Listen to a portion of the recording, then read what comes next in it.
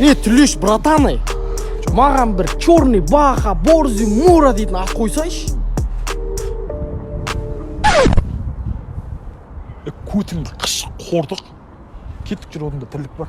Қандай тірлік екенін айтсайға кәбі? Нормально, братчика? Нормально емес, не тірлік ма тірлік дегенде?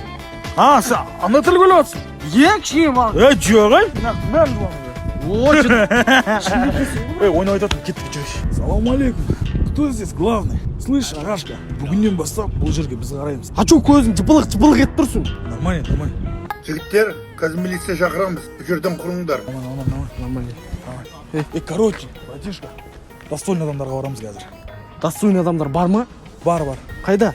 Келесі шлагбаумға барамыз. Ары өттік ше. Братан, бүгін не план? Бүгін план көп.